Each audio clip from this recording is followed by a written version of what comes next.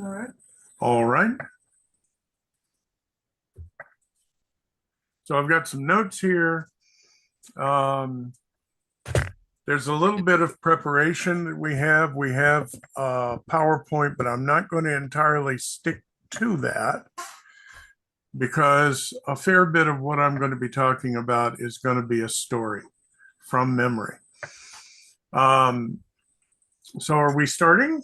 We're getting going. Maybe just give a 60 more seconds for a couple of people. We'll give 2 minute grace period at least, because we didn't All get a right. full 3 minute break. Yeah, we can entertain people with just a couple. Yeah, but when did you start playing the harp? Um, Around 1991. I was living in an intentional neo-pagan community in East Tennessee, and somebody dropped off a harp that they had built that they didn't know how to play. And so I took it up to my cabin and obsessed on it for a few weeks and was playing. This is the one you see in the background is one that I had made back in the aughts for me by Steve Green of West Virginia. It's a Steen harp. That's beautiful. Here we go. Our desert wolf is returned from Las Vegas. Wonderful. We can't start without Las Vegas in the house. Oh, yeah. Well, We need our Viva. All right. Okay. I'll quit messing with things. Yeah, that's all right. Okay, I'm just gonna let's kick it off. Okay. We ready to go? I believe so. Okay. Well, hello to everyone who is attending. I'm known in the magical community as Alaerian and have been since 1982. I'm also known as Alan Moore for those who are a little more mundanely oriented. And Terry and I have been working on Enochian for quite a while. This presentation is going to be about where did John Dee and Edward Kelly's Enochian material come from, and where we get our inspiration and information from. So I'm going to start by sharing the screen. Hold a moment. Okay, this is just an introduction.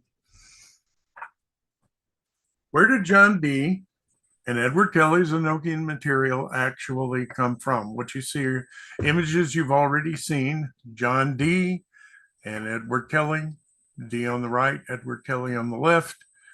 And the tablets down below are the four elemental tablets in the Tablet of Union as we use them. These are the ones that I put together.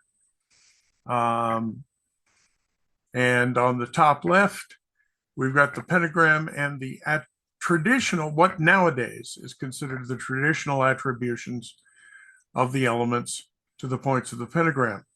But we have discovered that where that came from was the Enochian material, that it doesn't really exist in this form before Dee and Kelly received the Enochian. And specifically, the Raphael recension of the Great Table of Earth gives us this pattern of spirit at the top, air, water, earth, and fire in the four lower regions. So, where did Dee and Kelly's Enochian material come from? I should give you a little bit of background for those who don't know me. So let's see. I've worked with Enochian magic, this lifetime anyway, for over 40 years. Terry Burns, my magical partner and wife, and I have written several articles for the Journal of the Western Mystery Tradition or for certain private groups. We worked and studied with our good friend Vincent Bridges, who died in 2014. Before that, he mentored us on his version of the Enochian system and many other things. We led several Enochian workshops in conferences in the Czech Republic and Italy prior to his death. And just for informational purposes, I have served as Hierophant in several initiatory orders. And just recently have been co-moderating 2 Facebook groups dedicated to teaching Enochian magic, our particular version of it, our particular system. And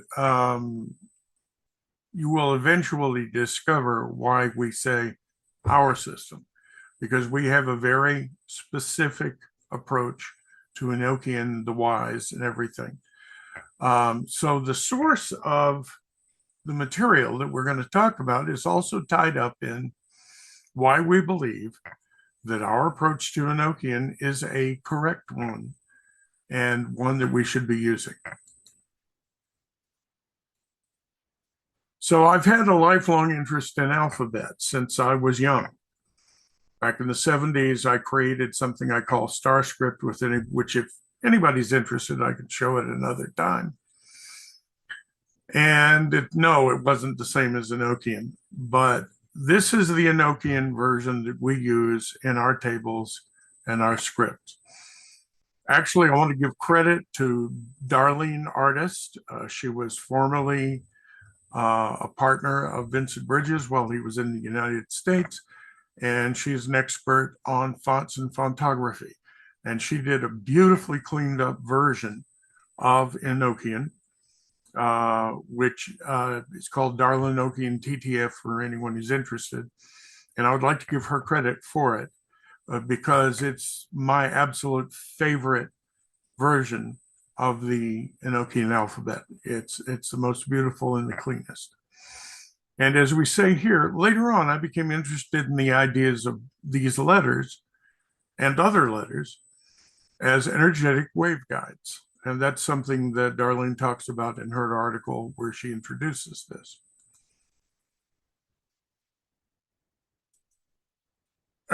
Also, I am convinced that one of the things that has helped me move energy and connect with higher intelligences was a combination of something that I was born with and something that was augmented by higher intelligences and focused by, not created by, and focused by the study of ceremonial magic, especially as it relates to sacred geometry and sacred alphabets.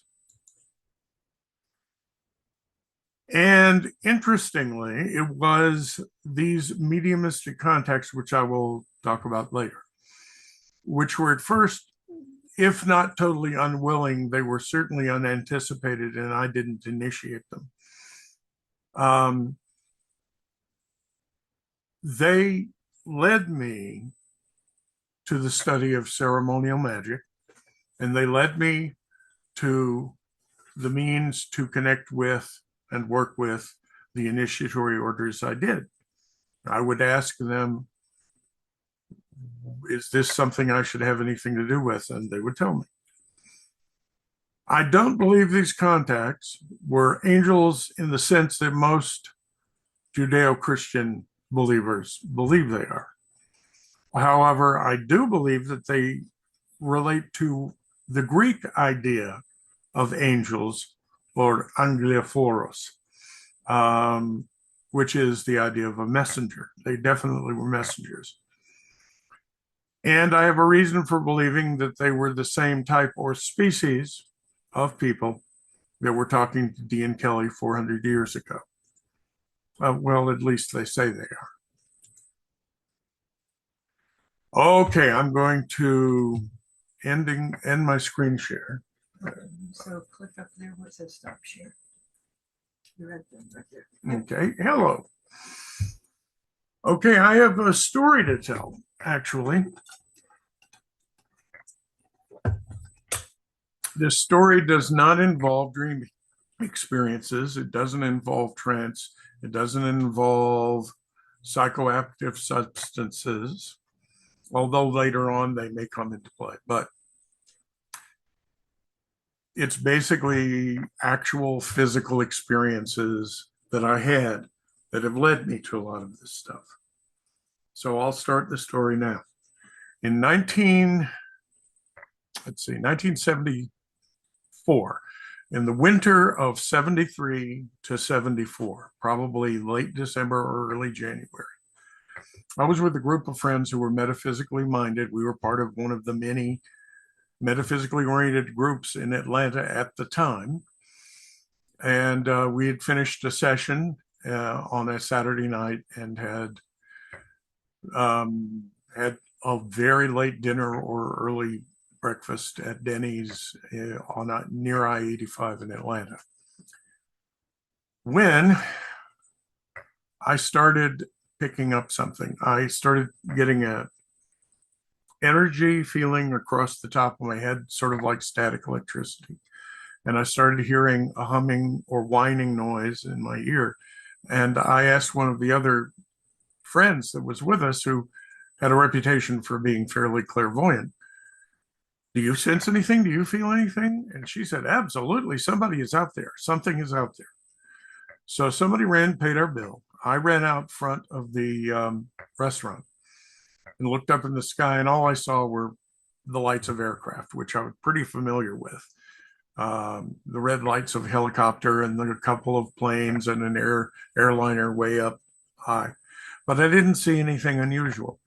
So I ran around behind the building into the alleyway behind the building where the dumpster was. There was a big retaining wall and a line of trees. So you couldn't see anything beyond where I was. And I stood there for a moment and looked around. And before I could decide to leave, something happened. A very large shadow that I could not see the distinct shape edges of. It seemed to be somewhat oval or cigar shaped.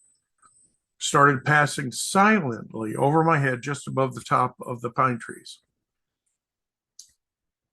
And it was silent, but not only was it silent, everything else was. All of a sudden, I couldn't hear the traffic noise, and I was right next to an expressway.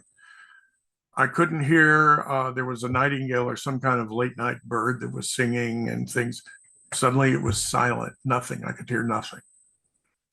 And this shape, this dark mass, got directly overhead of me. And there were two red lights, one after the other along the length of it.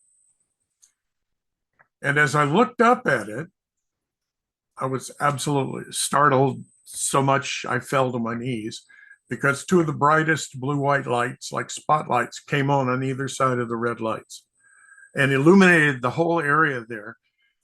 And if anybody ever saw the movie Close Encounters of the Third Kind, well, this was many years before that. Well, many years. This was about 4 years before that movie came out.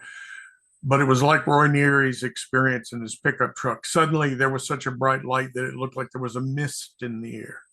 And I'm not kidding. It was. It was just amazing. And I started feeling a sense of like an electric current running through me. I raised my hands up from my position on my knees, and I started getting a series of images, lightning fast. It was like a data dump, is how I interpreted it later. Just this series of very fast series of images I could not even parse. And it seemed like it was going into my mind somewhere. After that went on for a little while, it stopped. The shape, which I now assume to have been a craft of some kind, continued on in a direction. Let's see, it was going from this way, this way. It was going towards the east. And the two blue-white lights shut off as it got past me. And it continued on silently and went past the trees till I couldn't see it anymore. By this point, I was very close to hysterical. I should mention I was 20 years old at the time. So I jumped up, started to run, slipped, fell again. I had blood running down my knees, and ran back around to the front of the building where my three friends were. And I was pretty inarticulate. I was just sputtering and spewing. And eventually got out, did you see that? No, they hadn't seen anything. They'd all been riveted looking the opposite direction. They didn't see a thing.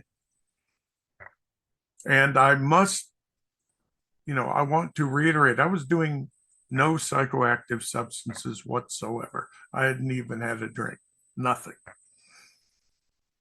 So I told them when they got me to calm down enough to tell them, I told them what had happened. And I said, could somebody drive us? I've got to see this again. I've got to find them.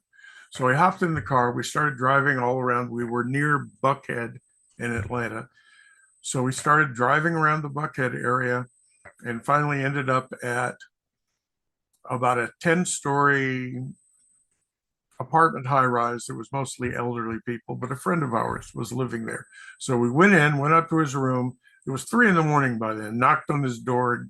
He came out to the door, putting his glasses on and squinty eyed and half asleep, and said, "Can you get us to the roof?"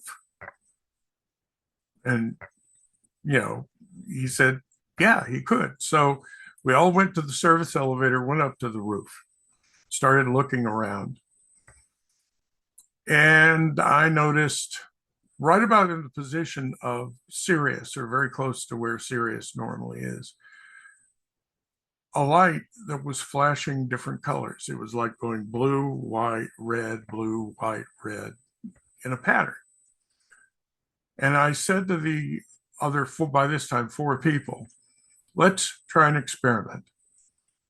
Let's try thinking at this thing. That sounds kind of new agey and all that, but we were used to meditating. We were used to experimenting with stuff like that. So I said, here's what we do. Look at that, focus on that object, and think this. If there is someone there who can hear us, show us. So we all started meditating, staring at the object. And it seemed like a long time, but it was probably no more than a few minutes. I had excellent vision at the time. I had better than 20/20 vision. And I saw outside, it looked like an orb, not a point of light like a star. And I saw a tiny little light come out to the side of it and rotate around it. One way, rotated around it the other way. And then suddenly, I can't do it as fast as it happened, but just almost instantly, it described a spiral. And when it got to the end of the spiral, it was a cigar-shaped object with 2 red lights on it. And it zipped through a cloud bank that we could see just to the east and lit it up red as it passed through. Now, 2 of the 5 of us saw that. And it was just kind of like we were, whoa, what you saw was real. Well, I didn't exactly know what to do with that, but we went home. I actually made an entry in my journal about it. And then the next year, in 1975, I was living out in a rural area, which is no longer rural now, but it was then, with a couple of friends who were also part of this group, so they were open to paranormal stuff. And around midnight, I was sitting in their kitchen, and I said, I suddenly had something hit me. I could barely move. Felt like a energetic charge was running through my body, and a voice came into my head and said, "Get something to write with." So I asked them, "Do you have a notepad? Do you have a pen or a pencil?" They did. They brought it to me. And a series of tones sounding like a synthesizer would sound now. Very pure sine wave tone. Started very deep, very low, and then cascaded up through the frequencies until it got too high for me to hear. And as soon as it did, I was in some kind of light trance. And I heard a voice say, "Write down everything we say." And I proceeded to write down, or have dictated to me, 10 pages of information. It was information about the extraterrestrial beings I was talking to, about their spacecraft, about their propulsion, about where they were from, and what they were doing here, and why they were talking to me.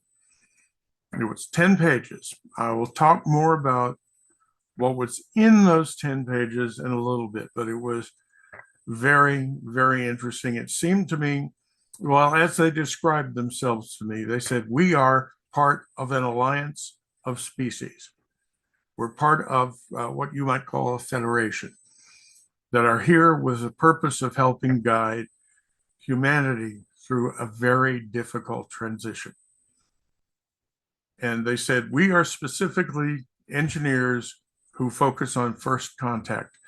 The people with whom you will be communicating are a different species from us.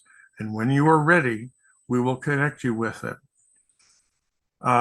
They described, like I say, they described the propulsion systems, how the craft worked, how they were communicating with me. They said it was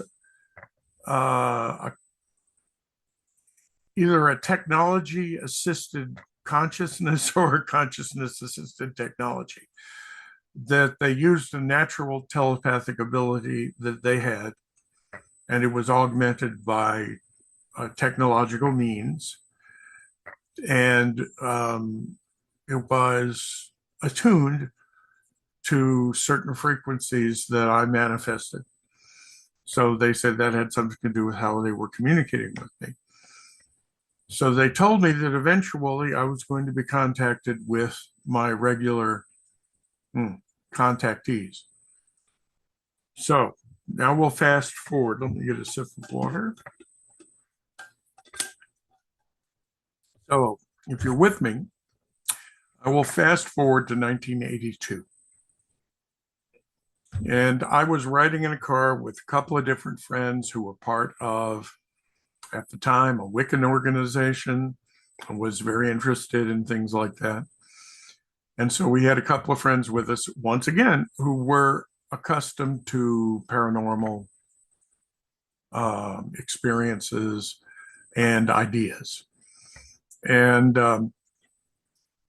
I said, I don't know why. I remember getting hit by that energy again, like when I had the communication in 1975. I was hit by this energy. So I said, can we park somewhere nearby? Like a park. We ended up in a church parking lot. And by the time we got there, I had so much energy running through me. I was arched on my ankles and my neck, back. This energy just ramming through me.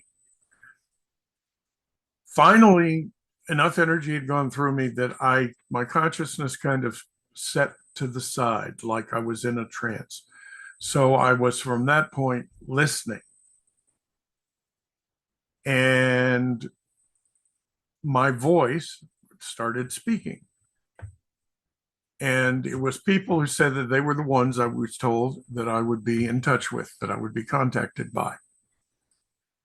And all they told me about who they were was that they were part of this alliance of species, that they were taking up where the first contactors, or the engineers, who, by the way, looked sort of like grays in my mind, so I'm assuming that's who they were. Well, these new guys, I asked them, well, can you give me a picture of what you look like in my head? And so they gave me an image. And the impression I got, although I couldn't be sure about size exactly, they were somewhere in the neighborhood of 7 to 8 feet tall. Blue, very blue skin, white, what looked like hair, but I wasn't sure it was. And they had, instead of the black eyes of the grays, they had normalized, but they were larger than ours, and a very triangular face. And the impression I had is they had more than 5 fingers, probably 6, but I'm not sure. Now, none of that really matters in the long run, but I was curious, who are you and where are you from? And they said that where we are from doesn't matter because it no longer exists, that we now live where we travel, because the origin of our civilization is gone. We're a very old species. They said the earth was way too dense and way too toxic for them, so they did not do first contact. And they were rarely ever seen, if at all, by humans in physical form. They said, we are not spiritual beings. We're not spirits. We are physically incarnated beings, but we are of a higher dimensional frequency than you exist at. And we can move interdimensionally. So, wherever exactly they were originally from, they were extraterrestrial, are extraterrestrial, and they are what we would call interdimensional. Now, at that time, I'd never heard of anything like this. Now, since we have Dr. Stephen Greer and all the stuff he's talked about, and it meshes perfectly with all of this, but this was way before he went public with that stuff. So they said, get a group of people together who would be interested and would be open to this, and open up for contact once a week. And so I assembled a group of people who were interested. There were 4 or 5 originally. They eventually ended up only being 3. And we did. We got together. We went into meditation. We circulated energy like we were used to doing. And these people would come through. And eventually they told us, get a tape recorder. Back at the time, it was cassette recorders. And so they wanted us to record the sessions. And I even had a friend later transcribe some of them. Yeah, the wife who transcribed a bunch of them. Yeah. And so they told us more over a period of time. For a period of almost a year, we had weekly communications. Some of them were recorded, some of them were not. And so we eventually ended up calling the people I was talking to, because we didn't really know what species they were. They didn't give us a name. So I called them the 3, because one thing we did learn is that these particular people, this particular species, always functioned in groups of 3. I suspect that their reproductive group is 3, not 2. And there were a lot of reasons that I ended up suspecting that from them. But they would combine their own mental abilities to communicate. And one of them would insinuate themselves into the space made when I went into kind of a trance. And they would use my vocal apparatus and talk. And they told me it wasn't perfectly accurate, that my own mind did have some influence on what was coming through, but they said at the best it was usually at least 80% accurate, what they intended for me to be saying.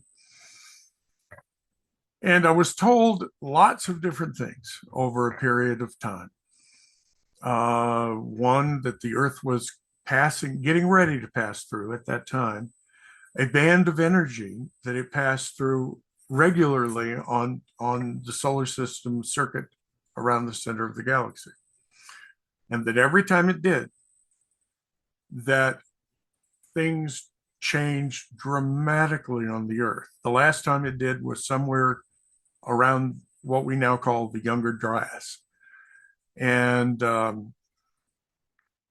they said that it often resulted in the fall of civilizations and great destruction. But it was a pure energy of transformation.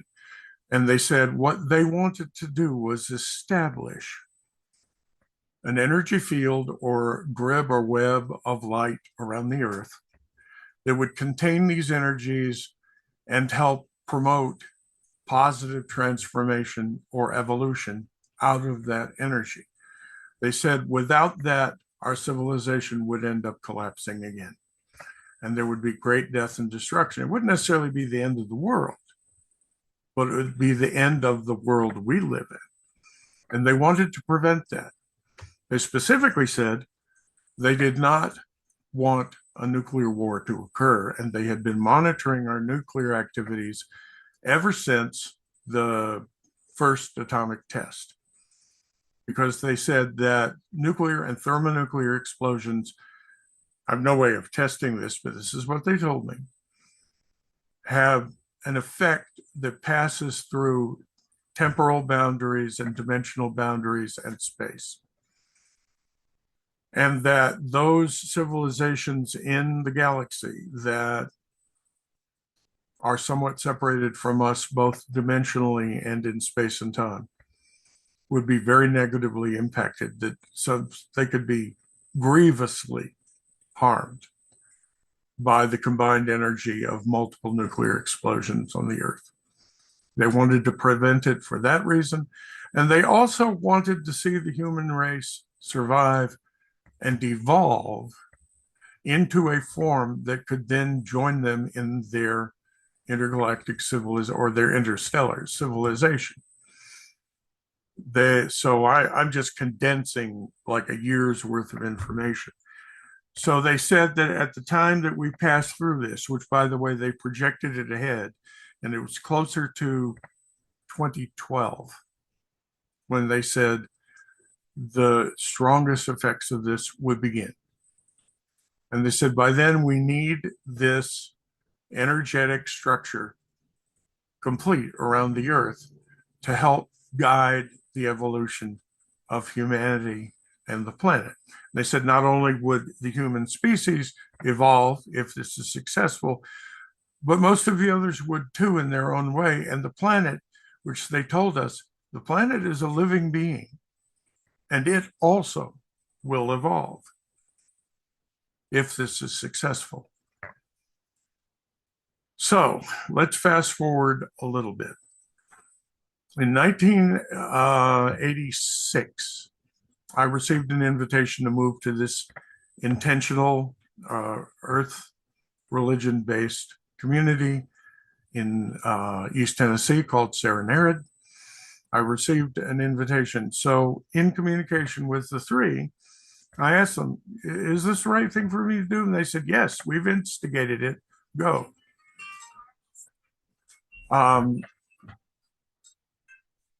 So I did. I moved there. And the year after I moved there was a big dynamic breakup. The couple that owned the community went through a divorce. And the gentleman who I'd become friends with, who goes by the name Shore, George Chappell, decided to move to Albuquerque, where another member of his specific tradition lived. And I asked the three again. I hadn't been talking to them regularly by this time, but I went into trance and tried to contact them, did. And I said, absolutely, you're supposed to go. There's something you will find there that you need. So I went with him. Now, another year passed, and I discovered that my friend had encountered and been inducted into some kind of magical society. I didn't know what. And up to that point, I'd never been personally interested in ceremony and magic.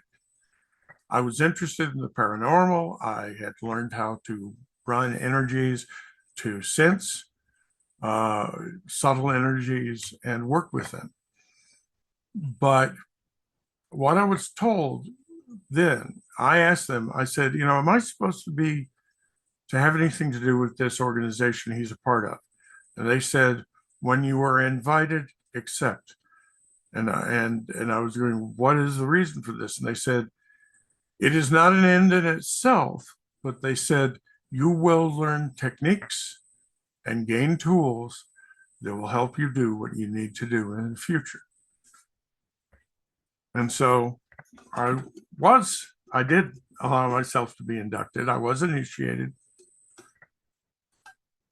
And it turned out to be one of the modern versions of the Golden Dawn, which oddly enough, at that time, I never heard of.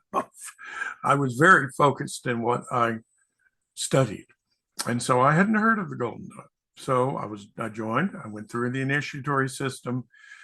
And by the time I moved back to the community in East Tennessee, which was in the early 90s, I was an adept in the system. We went through lots of different experiences, issues, problems, dynamic tensions. We ended up leaving that group, forming our own group, and doing a heck of a lot of work.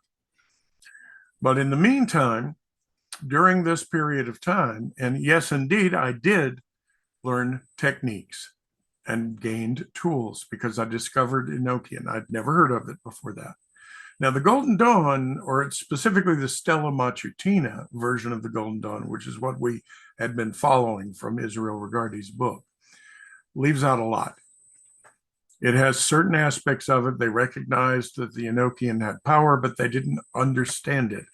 And they didn't use most of the system. They just mostly used the elemental tablets to juice up their initiations.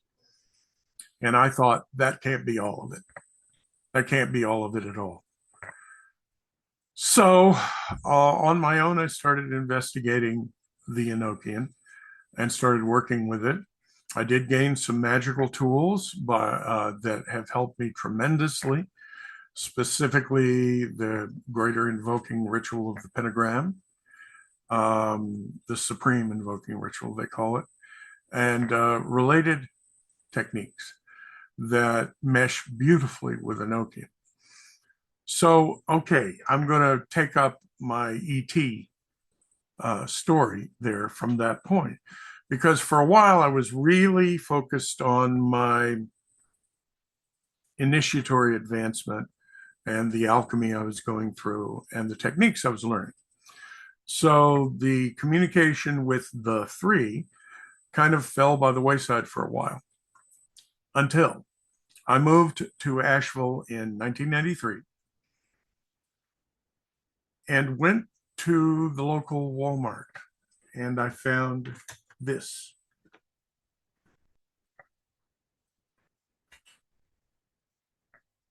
It was a model kit that was built according to the specifications of an engineer, a Ph.D. engineer called Bob Lazar. I'm sure a number of you people have heard of him. Some perhaps not in a good light because he has his detractors. But in that model was this booklet. That's what the engineers showed me in my mind when they were communicating with me that first time. Precisely this. And everything that Lazar says in this booklet, which is taken from his physical investigations of a craft at what he calls Area S4, which most of us call Area 51, I think, or it's part of it. He said there was a craft just like this that was not built on Earth, that he was part of a team of engineers reverse engineering the craft. He was specifically tasked with reverse engineering the propulsion systems. He didn't know a thing about the navigation or control systems, although he knew where they were. And he described the propulsion. He described the power mechanism, power plant. And I freaked out because 10 years earlier than the time Lazar was working on this, in 1975, I got a 10-page communication that enumerated every detail, every single detail that he had about the propulsion and power generation in here was precisely what I had been given in that communication. I said, this cannot, I'm not crazy. This proves to me I'm not crazy. There's something to this. There has to be. And if anybody's interested in those details, I'll be glad to give them to you. I don't have that 10-page communication because I brought it to the attention in 1975 of the head of this metaphysical group that I was a part of. And he said, let me look at it for a while. And so I gave him, I said, this is the only copy I've got. Please do not lose it. A week later, I went back and he said, what papers? You didn't give me any papers. And I never saw it again. Now, I'm not sure exactly what happened there, but I have my suspicions. But everything's in here. Everything significant that was in that paper, I remember. And so when I saw this and read what was in it, I said, holy shit, this cannot be, happenstance coincidence. I remember running after I read that, running upstairs to a friend of mine who used to do UFO conferences, which, by the way, I've never done. And ran upstairs yelling, It's real. I'm not crazy. And went over the whole thing with her. She said, you need to go to these conferences. And I said, no. The reason is the impression I had, and to a degree still have, is that a large percentage of the people who talk about UFOs are either spreading purposeful disinformation or have a very inventive and creative mind. I tend to be somewhat suspicious. And that's the reason I've never gone public with this story, because I know this happened to me. I know what went on, and I know the reality of it. But I have no way to prove it to anybody, and I don't like people thinking I'm crazy. So finally, I've decided that it's time to tell this story. Now, how does this connect to Enochian? Well, fast forward to 2003, and my wife Terry and I met. Now, we had encountered each other in a very strange event. Years and years, how many years? 18 years before that, we encountered each other in Atlanta, accidentally, like two ships passing in the fog in the night. I ran into her right before I moved to Serenera, and saw her, and something said, this is the person I'm going to wind up with. This is the person I'm going to end up with. But I was extremely, especially then, I still am to a degree, but I was extremely shy, very unsure of myself. And so I didn't know how to introduce myself to a stranger. I followed her around surreptitiously, hoping she didn't think I was stalking her, and watched as she picked up a bunch of metaphysically oriented books, went up to the coffee shop, and was reading them and drinking coffee. And I was going to run up and introduce myself, and I chickened out and ran, and got in my car and left, and regretted it immediately. I felt like my heart was being ripped out. And I spent the next week driving all over that part of Atlanta. It was near Peachtree Battle Shopping Center, and it was Oxford Bookstore, which no longer exists. And so I drove all over that part of Atlanta looking for her. Only later I found out that the place I ended before I gave up was the apartment she was living in. But I never saw her again until 03. And we got together. It was really clear that there was an instant bond.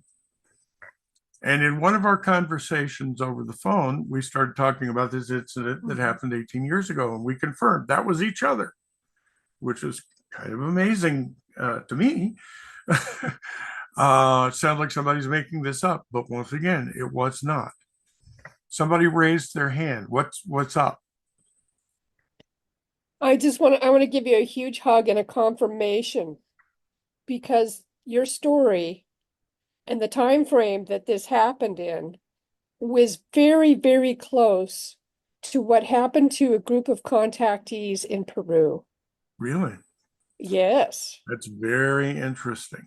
There's several books. I can find a way to send you English copies of it.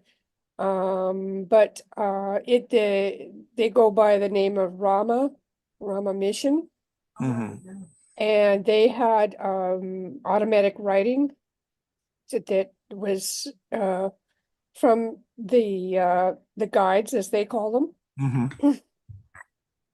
And they didn't believe it. They asked for confirmation. Yeah. And the guides told them to go to a certain place at a certain time, and they would arrive, and they did. And this continued, and so there's still there's several branches of it, of this group. I'm in one of them, although I am not.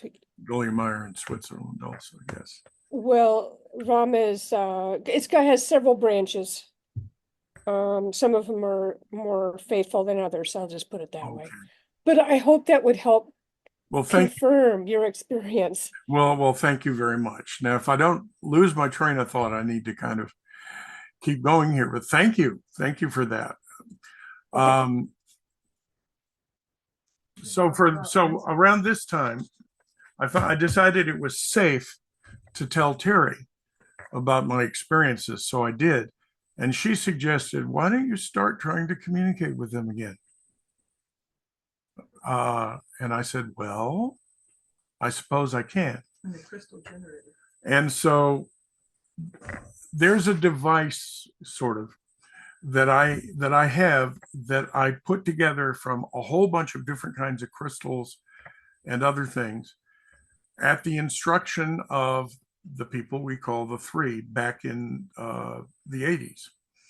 I call it a crystal generator, but it appears to be some kind of control device that uses subtle energies that we work with our minds that connect with it in a similar way, though not as intense, of course, as the way their devices do. Because the three have told me that they use what we would now call consciousness-assisted technology, that they interact with their controls of their craft telepathically. And they have devices that respond to it that are crystalline based, interestingly enough. So they had me build a primitive analog of one of their devices that I call a crystal generator. I'd be glad to show pictures of it, which I did not prepare for this presentation, but I have pictures of it that I could share at some point. So I went and used that, activated it. It sends up a beacon. And within a minute or two of sending the beacon up, I heard their voice. So I started relaying it to Terry. And so we began a series of conversations with them that continue to this day, actually. We aren't doing it on a regular schedule, but we do it when we feel it is necessary. And Terry has been very good at asking questions I wouldn't dare ask, that I didn't feel quite comfortable asking. And here's how it connects to Enochian, besides a lot of things I've assumed about how they help me develop my energetic abilities. Is she asked them, are you the people who gave the Enochian system to Dee and Kelly? I would never have asked that. And they said, yes. They said it wasn't us specifically, these individuals, but it was our people, our species. And it could have been us because we have much longer lifespans than you do. And all of the three of us were here long before Dee and Kelly lived. They said that they'd actually been monitoring the human species for a very, very long time, and that they claim to have been part of an alliance that helped human civilization develop in that earlier form that we now call antediluvian. Some people call it Atlantis. I don't think it was called that, but whatever it was called. It was kind of a worldwide civilization, similar to we've got a worldwide civilization now, and that they had helped it develop. And that by the end of it, when we went through that destructive period and lost the central landmass that they lived on and lost the civilization except for pieces of it, that they helped us survive. They helped us get through. And that, interestingly, though, that what had happened before the destruction was that humanity itself had split into two factions. A faction that was very appreciative to the extraterrestrial presence and what they had brought and what they had taught us, and wanted to continue under their mentorship. And the other faction was Earth for humans first. And a war ensued, and they ended up driving the people who had helped us away. And they've largely been off planet ever since, with a few exceptions. But they've continued to work with us and continue to monitor us because they knew we would come back around to where we are now. And so the Enochian, what they've told us, and it jives with what Vincent had surmised on his own. He didn't have anything to do with these communications. In fact, he was an extreme skeptic of almost all ET information. We found out before he died, he'd actually been communicated with, but he didn't trust anybody else. He only trusted his own communication and he wouldn't talk about it. Well, I kind of understand why. It's easy to be ridiculed. Um, so, what was I saying? What was, you were going to say something about clairvoyantly seeing those shapes. oh, no. No, That's, you were. mm. Okay, never mind. So, oh, yes. So Vincent had this presentation he put on for a few years called the Enochian Lifeboat Project, which he did with Dan Winter. And his thesis was that the Enochian information that was received by Dean Kelly and worked on ever since was in the nature of a Coconut radio. a coconut radio given to humanity to help us survive, to help us receive the information and energies we needed to get through this very trying time. So he believed that the Enochian system had something to do with us expanding our consciousness in a way that would help us get through this. Terry actually directly asked the three about this very subject and was told that, and I say she was told because when I would really go into a deep trance, I wouldn't remember anything. So she would have to tell me or record it and let me listen to it, which, boy, that's a weird experience. But they said that it was through the use of Enochian that if it was done in the right way, if it was used correctly, and by a small handful of people who could build their own temples, or what I call an Enochian installation, who could build their own, understood how to activate them, understood how to work with them properly, according to Vincent and our idea, that it would have a vastly more powerful effect on everything around us than we could imagine. It would be even greater than logarithmic. That it would help catalyze the expansion of human consciousness in the way that is necessary for us to prevent the destruction, to move out of primitivism, and to develop a society that could join the greater society within the galaxy. So that's what we believe is the purpose for Enochian. And a lot of the innovations that we've initiated in our own practice of Enochian have become because of things that they have suggested to us, the three have. So I was worried about going public with this, but after the previous two presentations, I don't have much worry about it anymore. I realize and have realized that I have no idea, none of us do, but I was 70 just a little bit ago. I turned 70, and I have no idea how long I'm going to be here in this form. And so Terry and I both decided that we need to go as public with this as we can and make as complete a record of it as possible. And thank you. Thank you. Sol says, happy birthday. Thank you. So in any case, our purpose in teaching the system as we know it, which is not the same as everyone else's, the purpose is to get a handful of people able to construct their own Enochian temple and or, as I call it, installation, and learn how to charge it, how to activate it, and how to start working with it. That if we had even just a handful of people, it would have a massive effect around us energetically on the human mind.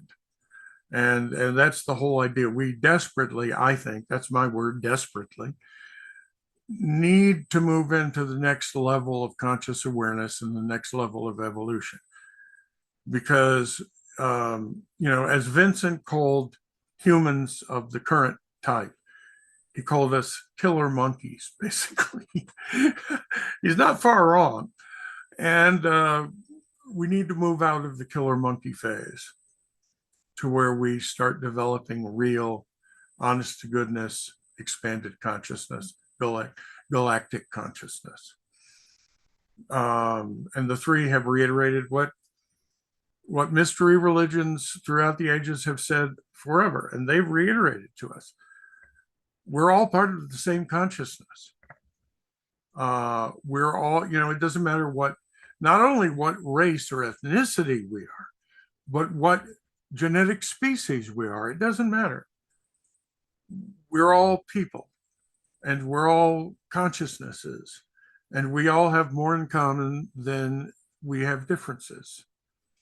Yes, thank you. Rebecca W says to everyone, this is what I'm trying to do.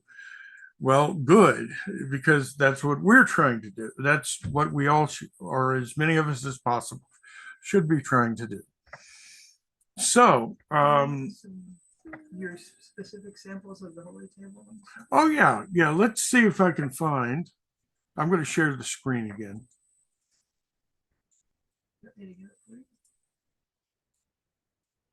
Now, where is the slide that we need? Okay, these were all cue cards for me, which I ended up not using. Okay, the holy table most people work with. This is just one little detail I'll give you before I end. This comes from Casaubon, who was not very supportive of what Dee and Kelly were doing. Actually, he was trying to point out how terrible it was, but he did record it. And this is the holy table as he saw it. It didn't necessarily mean he understood it. But what he did was he saw the actual table with the ensigns of creation on it. What he didn't have access to, and we do now, is the original information from Dee's journal, from his magical diary, that tells you how to construct this. And it doesn't mention the sigils of creation. It mentions the colors and the arrangement, the outline of the characters on the perimeter of the table, and the square in the middle, and what the characters are, and the big hexagram. We built ours according to his instructions, not from Casaubon.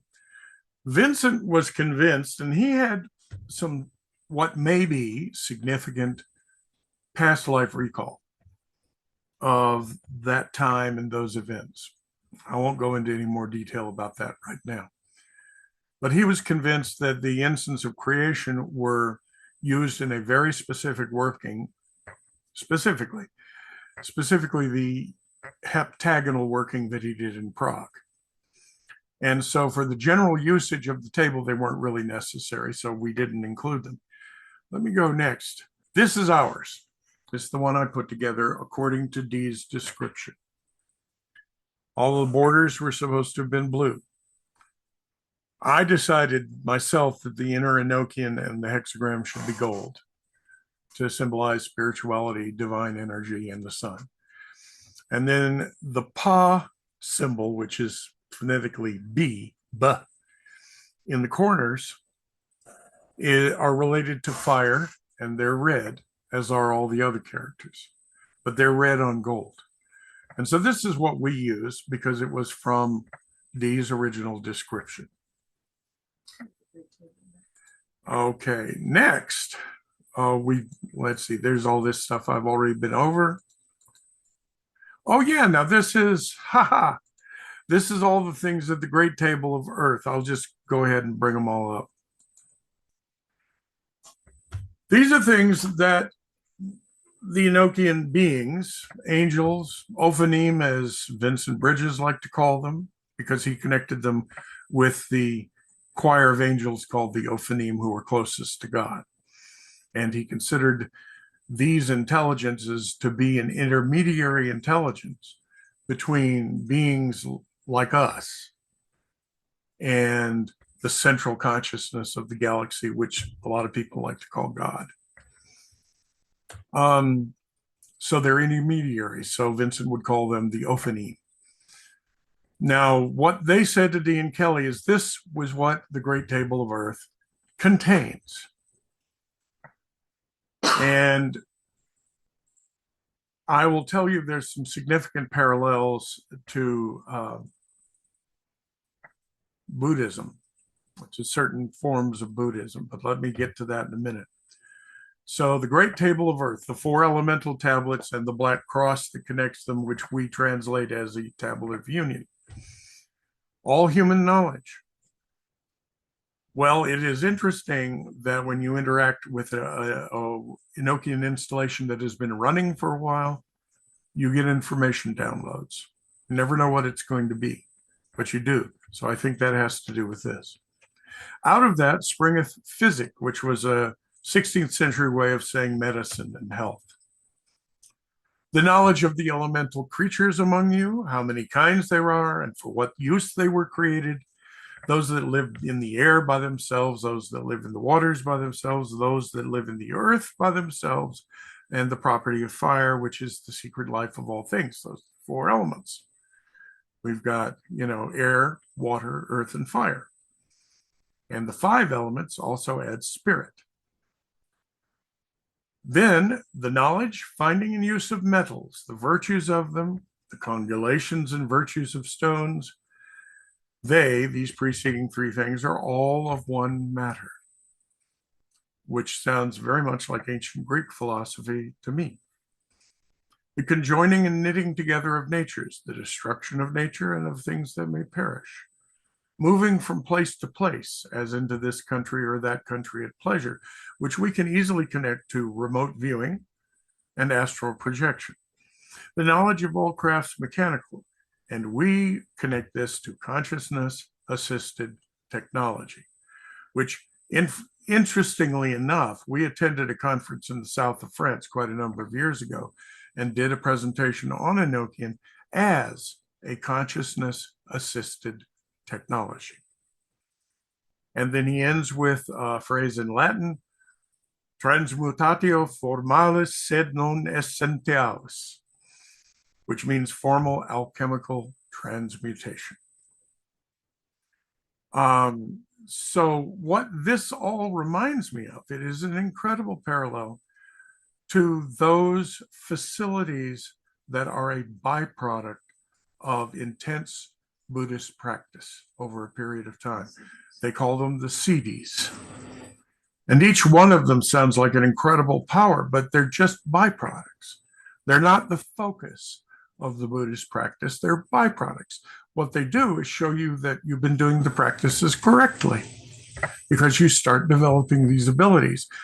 All of these things, or many of these things that were mentioned by the angels about the Great Table of Earth, sound to me like siddhis. So you work with the Enochian. You operate an Enochian temple or installation and interact with it on a regular basis, and things will come to you. And there will be things within you that will start to transform. That is the root of alchemy. So here's a plain black and white image of the Great Table all put together. The 4 elemental quadrangles all put together with the black cross that combines them. Now, what we have discovered, both talking to our friends, the 3, working with Vincent when we were still able to work with him physically, and our own practice, is that given the fact that I'm not the world's greatest clairvoyant, but I can see sometimes on other levels and sense things. I can sense energetic forms. I can sense energetic actions that are beyond 3rd dimension. A lot of people can. I'm not saying there's anything special about me. It's just that it's very helpful that I can. Because when I first activated or charged, all of the Enochian furniture, according to Vincent Bridges' method, which actually is an echo of Aleister Crowley's method, And if you ever want to talk to me about that, boy, do I have a few interesting things to say. But as I activated each component, I saw it extrude itself into a minimum of 3 dimensions. These are all 2-dimensional objects, right? But it appears to me, because of some things Vincent told me before I ever experienced this, and then what I experienced when I activated them or charged them, is that they unpack, they unfold into a minimum of 3 dimensions. I sensed eventually, as I activated more and more and more of the equipment, I sensed it binding itself into what I could only describe as a 4-dimensional machine, was a device. And every aspect of it, although they were separated by space, we had the 4 elemental tablets in the 4 cardinal directions. We had the holy table in the middle of the room. We had the seal of truth on top of that. We had the tablet of union on top of that. And we've got various other things and crystals that we use with them just to help boot up the energy. But when all of it got activated, I saw it form itself into a unit. So apparently there are energetic connections between each of these components that exist not in 3D, but in 4D. Now, our brains are not wired to be able to visualize 4D. A few people can, and I think they've got fairly advanced brains. Occasionally, I can kind of get close to it. But what I can do is have this machine, this Enochian temple or installation running, which we keep running all the time. We don't shut it off. We don't banish it. I can feel and partially visually perceive all of these things connected with each other through the 4th dimension and operating. The first time I cranked up the seal of truth, it extended itself out into a sphere and started rotating, and it made this humming noise, sort of like the music of the spheres or something. It made this sound. And as I activated more and more of the system, this sound increased. And I started seeing more and more of this energy in the corner of my eye connecting things, till finally it was all activated and it was all running on its own. I didn't have to start it. According to Vincent's information, we do not banish. We keep it running because it is accumulating data. It's accumulating energy the longer it operates. What we do is the space around it, we will banish. The space in the rest of our house, we will banish. If we do specific magical workings elsewhere, when we're done with them, we banish them. That's good ceremonial magic hygiene. But there's automatically something taking care of the magical hygiene in the Enochian installation. And that's the seal of truth. The seal of truth has a symbol on the back that blocks out negative input. And then all of the planetary magic that is indicated, all the different levels of it on the front part or the top part of the seal of truth, then organize and sanitize, so that what we get in the temple is what we need to get. We don't get any interference. And boy, you can tell if there is interference, let me tell you. So I think we're getting very close to the end of the presentation here. Yeah, here, I was going to show you, let's put all this together. You see, these are the quadrangles. You got to use the cursor. They can't see your finger. I'm not pointing, I'm just clicking. No, use the pointer to point to the. Oh, I see what you mean. So here we have the 4 portions, the 4 quadrangles of the Great Table separated into separate tablets: air, water, fire, and earth. And then the tablet of union, which is the condensation of that black cross that when they're all together, combines them, unites them. In 4 dimensions, this tablet of union unites them all. And I've been able to see that through my energetic work. Yep. So that is, in a rather large nutshell, the background behind how we approach Enochian and why we believe that the approach we are using is, for these purposes, the correct one. If there are any questions, I'll be glad to take any. If you're all just standing there going, "What was that?" then that's fine too. But I thought I owed it to the other practitioners here to know why, even though we don't have direct evidence of the correctness of our approach, why we believe it is. You want to hit stop share? Okay, here we go. Point. Are there any questions before we move on?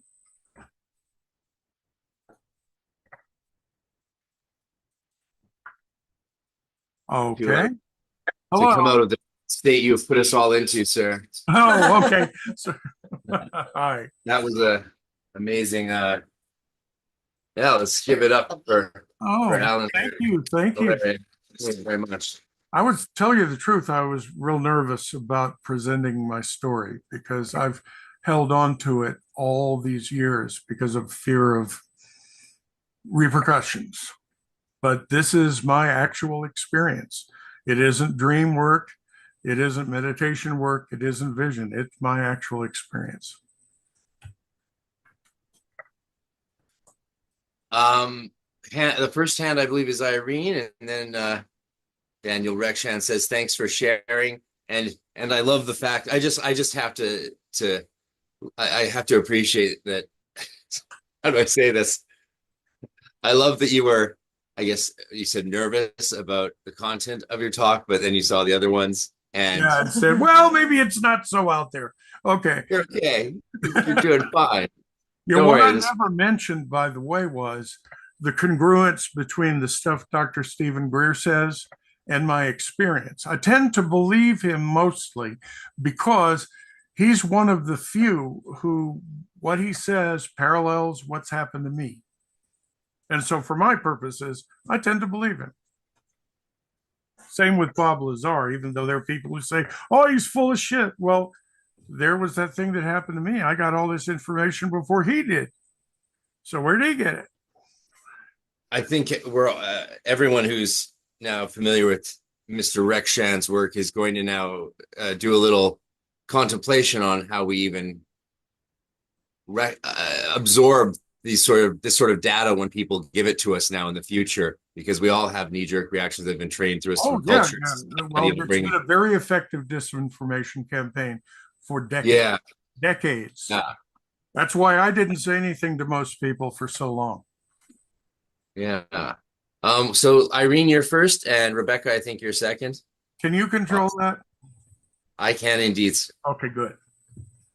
I know you asked me to stop calling you sir a while back, but it's just, you know what it is? It's us younger cultists who are actually just like tired of the way culture is. And we're just trying to bring back a little, you know, we might not be allowed to wear, can't wear wigs all the time, but, and you know, I don't know.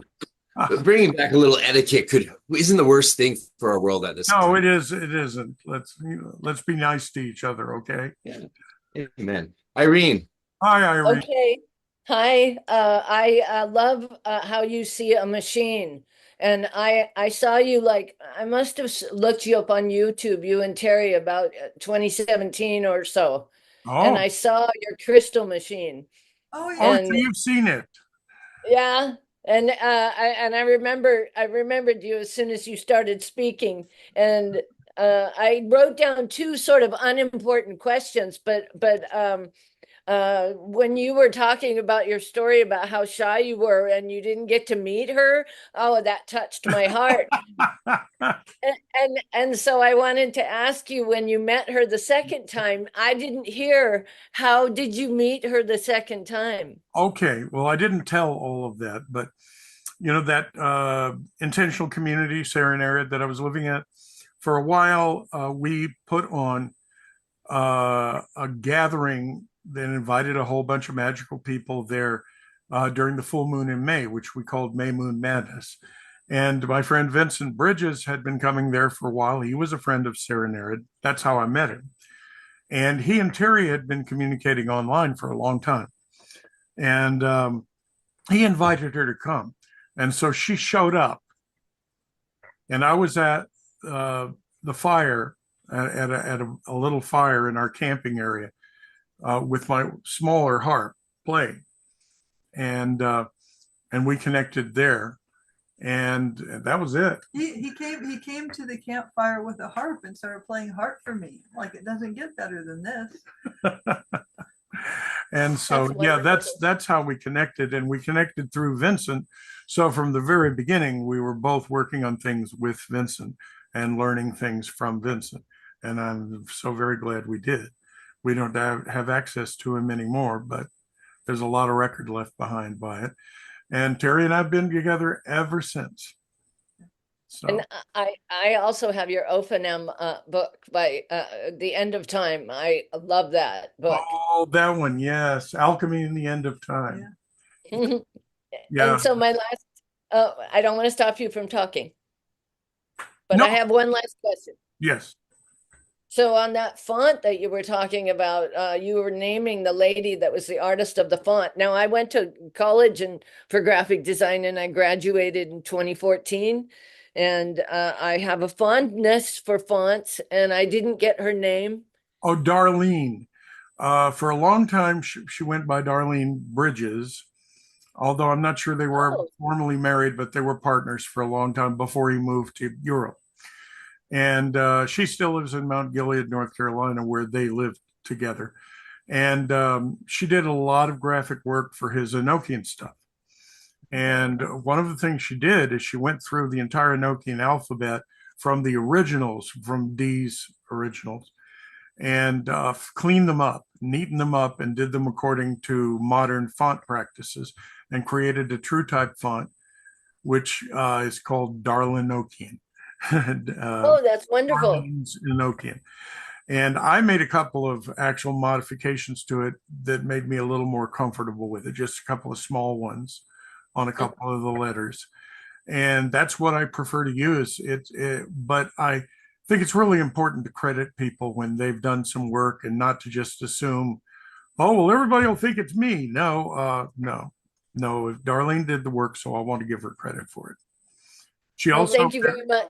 There's an article out there that she and Vincent worked on together that she has the credit for, that's talking about the Enochian characters as energetic waveguides. And she analyzes all of the shapes according to that principle.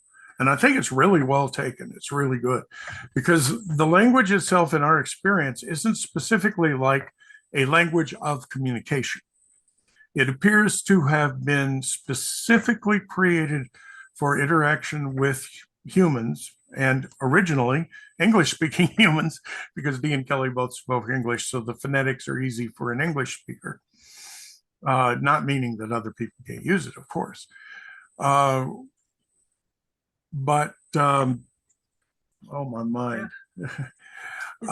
Darlene doesn't use a last name, but if you search for Darlene Enochian Journal of the Western Mystery Tradition, you'll find the article. Yeah, you'll find the article. And what I was going to say is that it appears that the language is more used for the production and utilization of certain kinds of subtle energies. Yeah. That when you speak or chant or vibrate, as we say in ceremonial magic, the words, it has an energetic effect, a powerful energetic effect.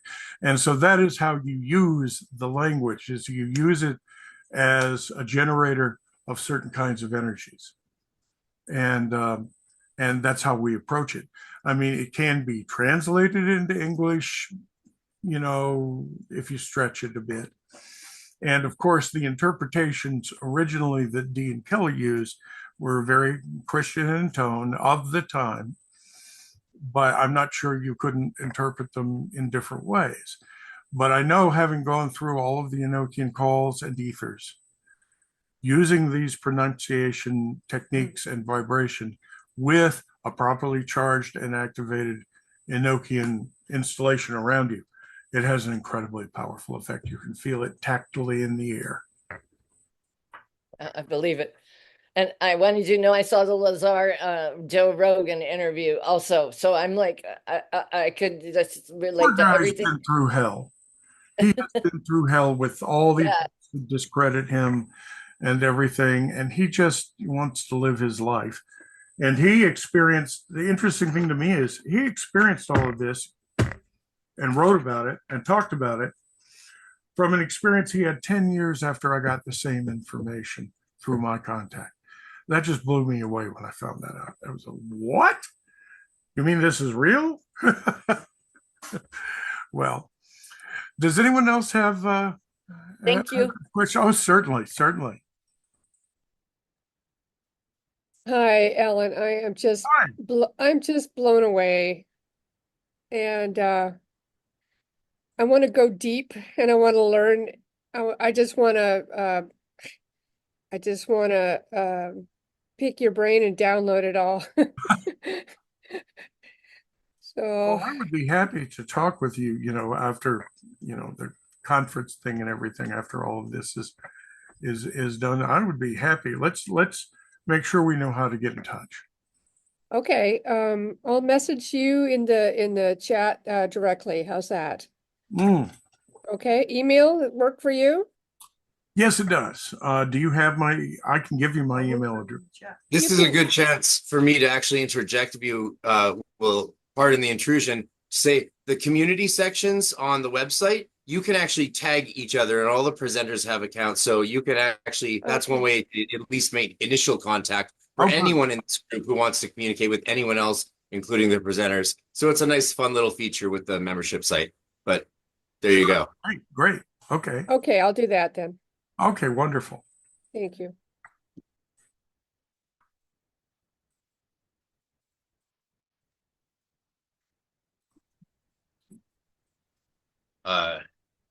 Okay.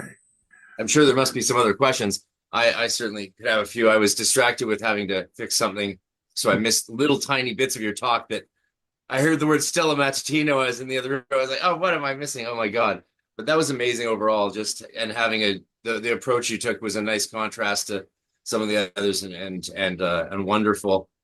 What would you say coming as a Golden Dawn Hierophant from the Golden Dawn world and system? What's the most important difference? If you could, it doesn't have to be the most important, but what's a notable difference from the Golden Dawn method that you think is worth highlighting, maybe, or that's I maybe already good? said something about it, but I'll reiterate Yes. it. And that is the Golden Dawn, the people who put it together, whoever they might be, we suspect who, we know who, but they recognized that the Enochian had inherent power. But clearly, they didn't have access to a lot of the information we have now, the stuff in the Klein volumes that has everything that came through to D and Kelly. They didn't have, but they recognized that it was powerful. So what they did is to the extent of their understanding, they used the Enochian tablets to juice up the elemental initiations with that elemental energy. And that's pretty much where it ended. They didn't really do anything else with it. They didn't know what to do with the Holy Table, the Seal of Truth, any of that stuff. They didn't Hmm? even know about it. They probably didn't even know about them. So they used the elemental tablets in the initiations. And that's pretty much it.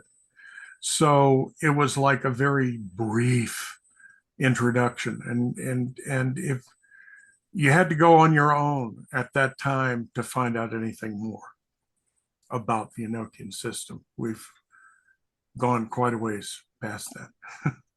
Yes, I can say one thing actually to that, which doesn't erase what you're saying at all, but I can say that we know for a fact that the Mather's papers on the Heptarchia for instructing adepts, as well as his papers on the Aethers, were both burned, and we know when they were burned and who burned the copies, but they appear in all the members' diaries, so we know obviously therefore that they Right. and of course we have therefore demonstration of how Mathers taught scrying and traveling through the aethers, because that's what Crowley then did it. So that's why Aleister Crowley is often a representative of the best version of Golden Dawn magic, Enochian magic, because he was in his early years doing what he learned there. And until we found out about the burned papers, of course, and we're getting a lot of old documents released now through some the blessings, folks like well, we all know who, Mr.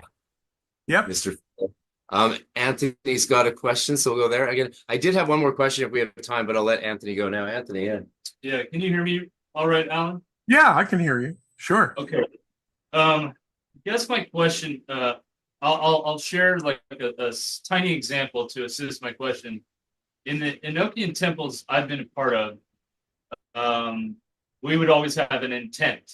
I wasn't always necessarily privy to that intent, but I could see that there was the higher initiates were working on an intention, and so I wanted to ask, when you set up you've got your room running all the time, but when you're in there working, what would be an example of an intent or a purpose to doing the work as a group? Okay, well, there's more than one level to this. Overtly, if we're going into the Enochian temple and or installation, I like to call it installation because it seems to me like a machine. But it's good magical practice to have an intent before you do any working. Otherwise, things can get out of hand, things can slip. You need to have everything focused. You need to have things focused. Now, within that focus and within that intent, you always leave room with good magical practice for things to happen you don't anticipate, for new information to come in, for the magic to happen.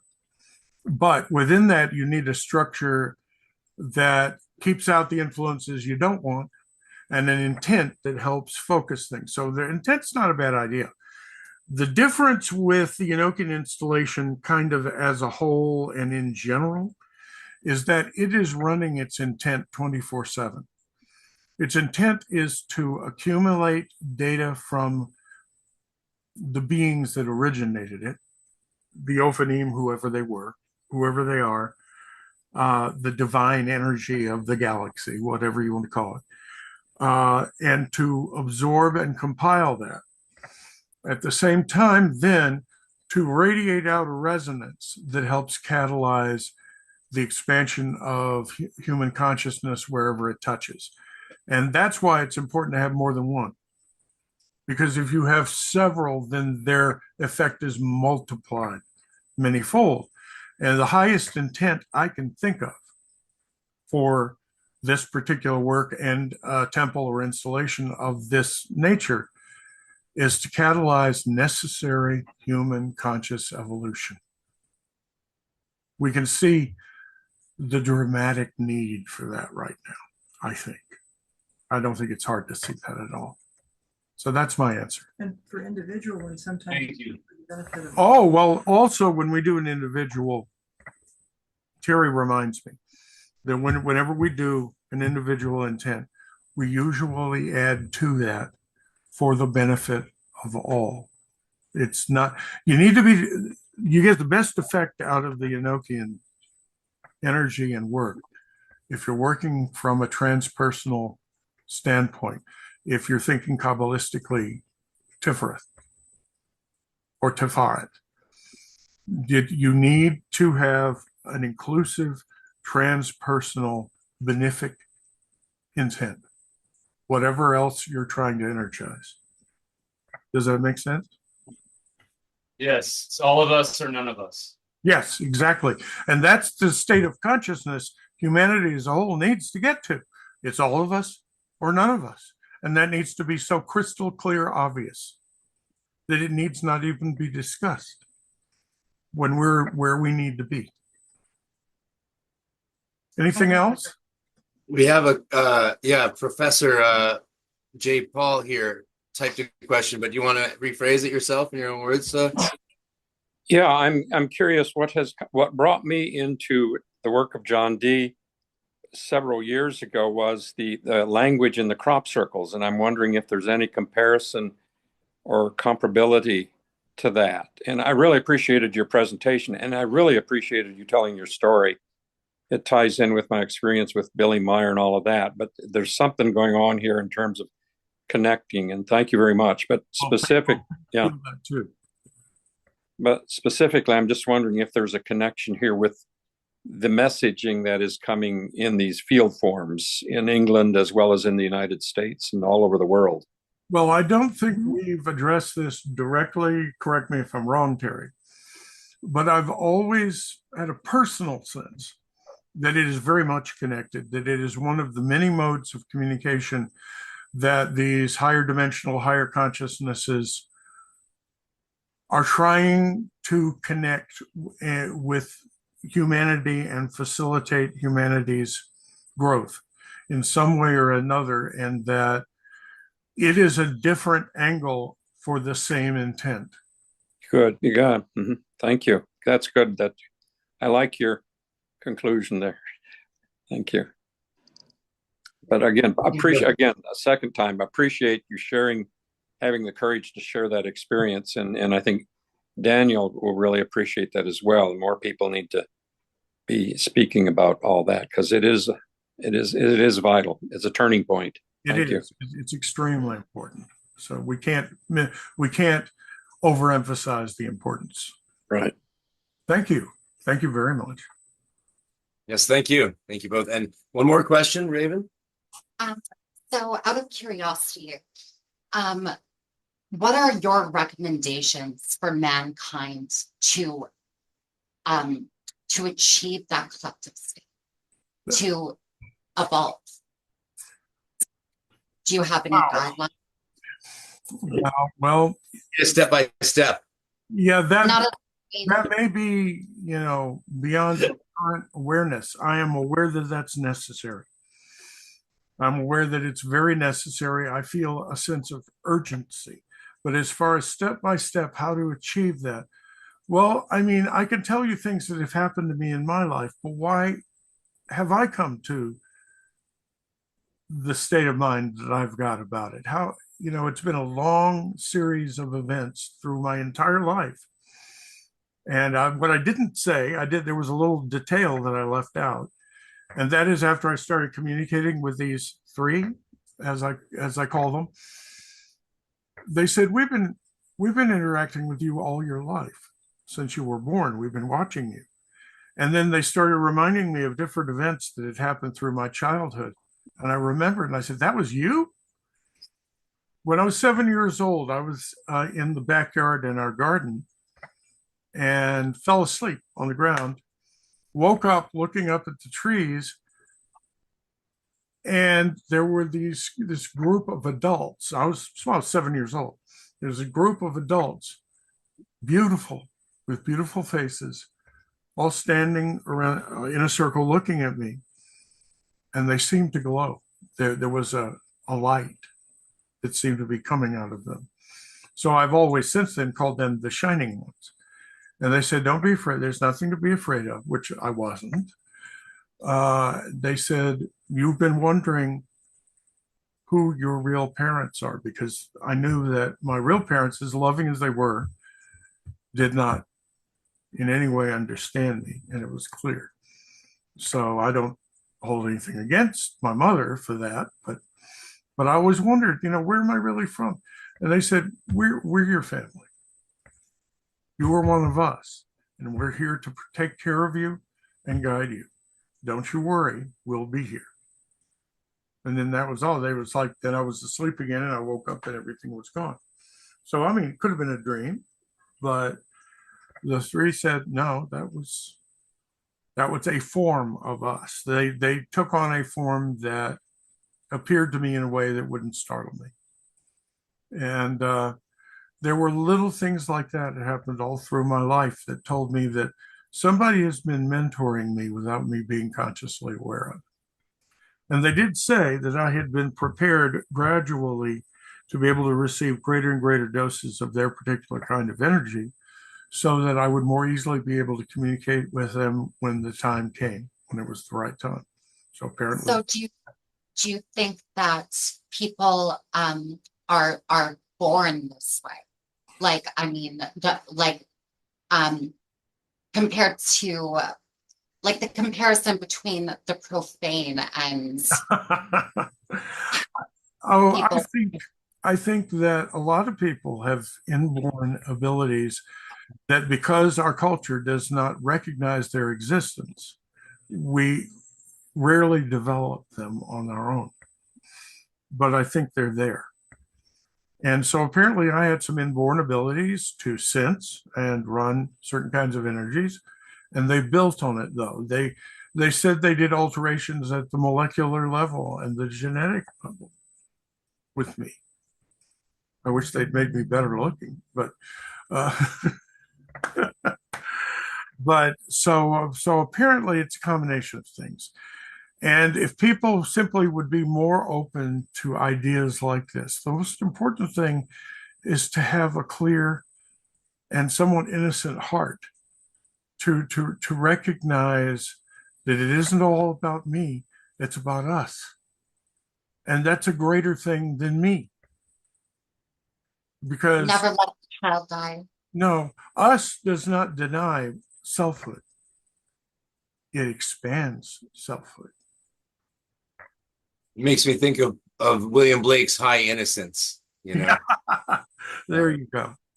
Well, I'm going to have to go shortly. So yes, yeah, this was a thank you everyone for a fabulous Q&A section. Do you want to hold a tarot card up for a door prize quickly? She's going to get my deck. Wonderful. Look at that mercurial speed. Yeah, Terry's a multiple Gemini. I am just really information. The most Cancerian person you will probably ever meet. I was born during a solar eclipse in Cancer. I have Sun, Moon, Jupiter, all less than a quarter degree. And then I have Mercury, South Node, Uranus, and Ascendant, all in Cancer. Most of that's in the 12th house. Well, thank you very much to Terry also for all her help. Okay, so let's look through. I'll get a major arcana card and we'll see. You want two or one? Just one. Just one. Okay, well, this is the one that was on top, so I'm going to use this one. Whoops, this way. This is the deck that was painted by Tabby Cicero, which I really like a lot. I love the symbolism in it. So folks, assuming you haven't won a door prize already, go ahead and guess. Yep. Let the games begin. We got one for the Hermit, Magician, Universe, the Emperor. Nope.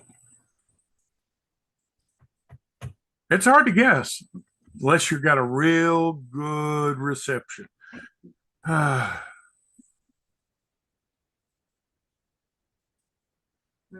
Okay, I'm projecting. I think you saw part of it, but no, it's not the star. Temperance. No.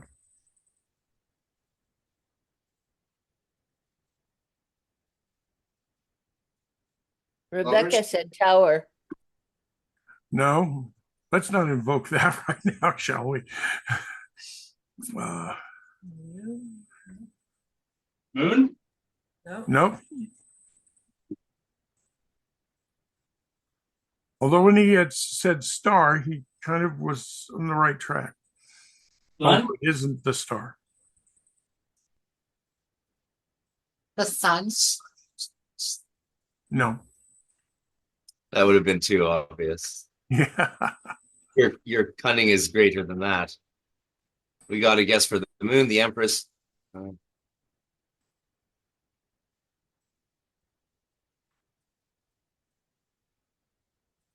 Venus. I mean, what is that? That's the Empress, but no. Right.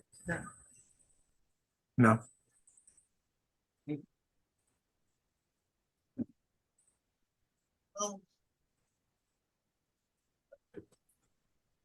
We all need a little more of this. Spring. Strength. No. Yeah, you can give away hints if you want. Yeah. It's your Well, party. There you go. Temperance. Yes, that's it. No, it's not temperance. Oh, read there. Oh, who got it? Saul to everyone. Wheel of Fortune. Soul, brother David Soul. He's our ghost hunter coming up When to I camp said with us star, this week. there's a star in the middle of it. So All right. We got the Wheel of Fortune. yep. Yeah, that's it. Nice. Wonderful. Wonderful. All right. So, David Soul, you have won a door prize. I believe it's the last geomancy reading with Magus Johannes Faustus, who's very smart and is getting a lot of promotion out of his gifts. Getting tons and tons of door prizes was one of the things I just wasn't capable of doing after my sister passed. So, but you know, we've pulled it off. Thank you, everyone. This is amazing. We've got a huge feature presentation with Terry after this. And the raffle for her will be for the most valuable thing we could ever give anyone, which is, of course, a rock. From I Bolesky always Manor. collected rocks as a kid, and Yes. I gave them names, and I felt like they were conscious. Well, this is a rock from the Boleskin Manor, donated by the Boleskin Foundation. Oh, Yes, so it's from the original manor. Anyone can get one. They sell them. It's brilliant. They're selling rocks to help pay for the new building, so you can go get one yourself. Don't feel like you've missed out by the raffle. Manner of speaking. I mean, selling rocks is honestly one of the most brilliant things I've ever heard of. There's a comedian named Cam Patterson who sells rocks at his shows because he likes rocks, and it's genius. He just goes to Home Depot, picks up a huge bag of rocks, and makes probably 10 grand a show selling rocks. Remember $10 pet rock? No, pet rocks. It's wild. It's wild. All right, folks. Okay. Do you want to, shall we extend the break a little bit? How long should our break be before we come back? Because we probably 15 minutes from now is just probably a bit too soon. Well, you call it. I'm good. However we do it. My intuition would say let's do it at the half hour at 5:30 Pacific time. Give us all 45 minutes to just absorb. There's a lot to absorb. Yes. This has been an amazing day. We have recordings. Yeah. Absolutely. Hopefully you're recording downloads because it will be much higher quality video on you, and hopefully mine will too. So far, all my videos have downloaded successfully, except for Bartimaeus Black's, but his did download, so the redundancy was a smart move. You can tell I've been doing this a while. Yeah. Great. Well, I'm going to let Terry take over on this. You're going to need to do whatever you need to do with the recording. One last time. I will see you again. Thank you. Thank you much. Yeah. Such a freaking treat, and can't wait to meet you next year. And when you go, we get you out to Vegas. Awesome. Hey, that will be great. Camping cabins. If you guys are down for the retreat afterwards, we'll make the cabins happen, and we'll move heaven on earth to make that happen. Let's do it. I think Retreat next year with the Burnses. we didn't hyphenate our name because Burnsmore just sounded too bad. Yeah, my mind went to Simpsons for some reason, so I said that way. I think he sat me down here to push stop on the recording. And yes, we can both stop the recordings now.